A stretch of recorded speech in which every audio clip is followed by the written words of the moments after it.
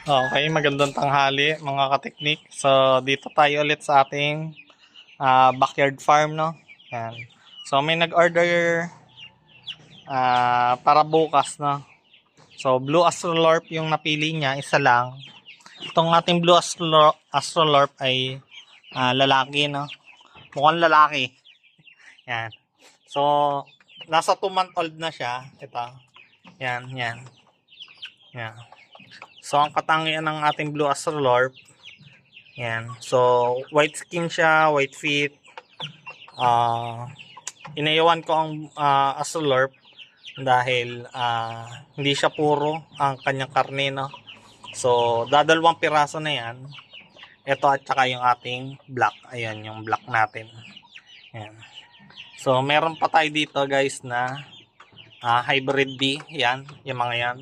Tingnan nyo ang pagkakaiba ng katawan niya kaysa sa Astrolorp, no? So, pag hinawakan mo ito. Yan. Yan, mga magkakasing edad yan eh, no? Matangkad yung Blue Astrolorp, pero mas makapal ang laman nito. Pag yan tinimbang, pag lumaki, mas mabigat ang ating hybrid B. Yan. So, may ilan tayo ditong kulay yan. Iba-ibang kulay eh, no? May black, may buff. Merong talisayin ang tawag nila ito. Talisayin daw yan. Hindi ko kasi alam mga kulay yan.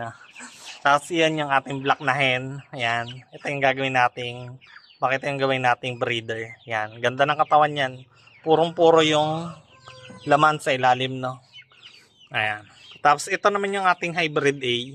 Yan. Kaedad din niya. Yan. Ito. Tingnan nyo yung pagkakaiba guys. Magkaedad sila pero ang laki na nito. Ito yung hybrid A natin. Maliit pa. Pero yung hybrid B natin, laki na. Yan nga guys. Layo. Ang maganda sa hybrid B, malalaki yung paa niya. Ayan ah. Kumpara nyo dito. O, di ba? Layo. Lalaki ng paa nito. Ito, manipis lang. Tapos mas matangkad ang ating hybrid B. Yan. Ganda oh. So, pag may interesado sa hybrid B, yan. Marami tayong niyang ganyan na. Yan. So, pero meron pa naman tayong mga hybrid A, no? Pakita ko sa inyo mamaya. Tapos dito sa, ayan. Punta tayo sa kabila. Yan. Ito naman yung ating mga Brahma, no? Yung kanilang balahibo sa paa ay medyo gumaganda na ulit, no? Lagi kasi ito nababasa ng ulan, no? Dati kaya pumangit yung paa. Pero ngayon nakakabawi-bawi na. Maganda-ganda na, no? So ito nasa 2-month-old lang din, no? 2 to 3 months na to. Malapit na to mag 3 months. Yan. Available din tayo sa ganyang kulay, no? Yan. So marami pa dito. Okay, dito naman sa kabila. Yan. Ayun. Tag-ulan kasi ngayon eh.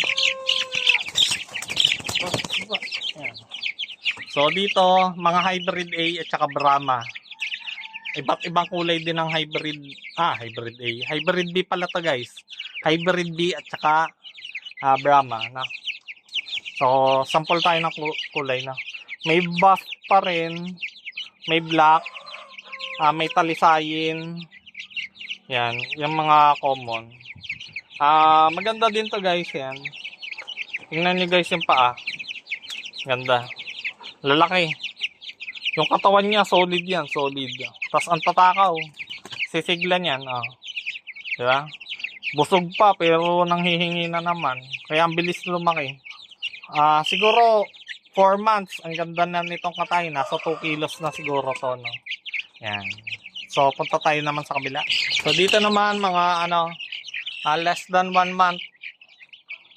3 weeks siguro to. 3 weeks. 2 to 3 weeks. Yan. So, dito naman ay hybrid B pa rin at saka Brahma. So, nag-produce tayo ng maraming hybrid B para makapili tayo, no? Makapag-selection tayo ng gagawin nating breeder. Kasi napansin ko, ang ganda-ganda talaga, guys. Pero yung lasa, hindi ko pa natikman. Yung hybrid A natin, sobrang sarap talaga ng lasa niya. Gusto kong magparami ulit ng hybrid A. Pinagpapahinga ko lang yung ating mga breeder. Dito naman sa kabila, ang ating hybrid bee pa rin at saka Brahma. Kung mapapansin nyo, dire-diretso guys yung pag-itlog ng ating hybrid bee, no, at saka Brahma. Talagang walang pahinga yan guys. 4 months guys, walang pahinga. Itlog araw-araw. Ganon sila kalakas mga itlog guys. Yan. Although hindi siya simbilis ng Rhode Island Red mga itlog, kasi 4.5 weeks nangingitlog na ang Rhode Island Red. Yung mga F1 superior natin nangingitlog na kasi agad yan. No? Yan. Pero ito, inaabot pa sila ng 6 to 8 weeks bago sila mangitlog. Pero after nila mangitlog, araw-araw na ulit yan guys. No? Yan. Basta may mail kayo na or rooster, no? Makakapagpasisiw kayo niyan. Ang dami niyan. So lahat ng sisiw ko dito nasa 100 plus na. So pakibawasan. So acquire lang kayo guys. PM lang na. So punta naman tayo dun sa ating incubator. At saka same time doon na din yung ating brooder, no. Okay, dito na tayo sa ating brooder / incubator na room, no. Yan. Medyo malabo. So ang meron naman dito ay yan, Rhode Island Red. Isa na lang yan. Tapos meron tayo diyang Brahma at saka hybrid bee. So sabi ko nga, dire-diretso ang itlog ng ating hybrid bee. Yan. Tapos dito sa ating mga per batch kasi to, kaya hiwa-hiwalay, no. Ayan. Ito yung medyo maliit pa. Ito yung mga less than 1 week. Ito yung more than 1 week. Yan. So ito naman guys ay yung ang nandito natin ay pure na Brahma, hybrid bee, at saka ito, Rhode Island Red na 1 week. 1 week. More than 1 week, no. Yan. So, yan. So, ang mga kulay natin dito, may mga blue na tayo na hybrid bee, no. Yan. Ito yung mga gusto natin palabasin. Yung ganyang kulay, blue. Ang ganda niyan, guys. Yan, sana, lumakas, no. Magbabakuna, medyo matagal pa ulit tayo magbabakuna ng ating mga sisiw sa December na ulit, no. Kasi kakabakuna lang natin ngayong October. Yan. So, hindi sila nakaabot. December pa. So sana mabuhay, no. Lagaan lang natin ang gusto. No, ayan. So sa mga nagtatanong kung kailangan bang bakunahan ng ating mga sisiw, sa akin recommend ko, tulad lagi kong sinasabi, recommend ko magbakuna ng sisiw kahit quarterly nyo guys, pwede yun. Pero lahat na kasama breeder at saka mga sisiw, no, para at least may protection sila. Pero hindi naman ibig sabihin na may bakuna ang sisiw mo, hindi na ligtas na ang sisiw mo sa mortality o yung pagkamatay, no. Hindi ganun. Mas malakas lang yung resistensya nila, no, or yung panlaban nila. So dito naman ay yung ating hybrid bee at saka yung ating Brahma. So, ganito yung mga quality ng Brahma natin. Ang kapal ng balahibo guys, yan. Mga black Brahma, no. Tapos ito, hybrid bee, ganitong kulay, hybrid bee yan. May balahibo din siya sa paa, pero ang taba ng kanyang paa, yan. Mas mataba siya sa normal na sisiw, no? O yung mga native natin. Yan. Pakita ko lang sa inyo guys yung mga paa ng ating, yan, ganyan. Ganda niyan guys, ang taba niyan.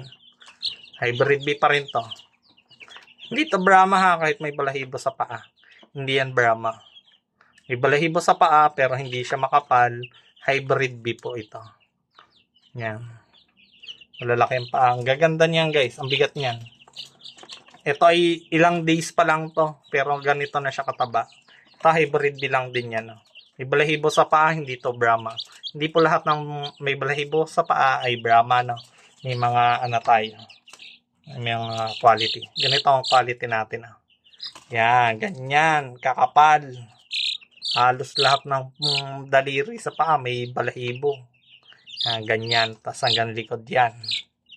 Yan, ganyan kaganda yung ating Brahma. Tas mahaba ang vulture hawks nila. Yan, mahaba. Ito, black. Di ba? So, yun lang muna mga katiknik. Meron pa ba? Sa ating loob ng incubator, pakita ko. Ito naman yung ating loob ng incubator. Yan. So, marami-rami pa. Nasa kalahati pa, no, ang ating nandito, no? Mamaya maglo-load na naman ako. So, may mga napisa na dito. Ito naman ay ilang oras pa lang, no? Kaya hindi pa natin ito nilalabas. Naglalabas tayo dito 12 hours to 24 hours na pagkapisa nila.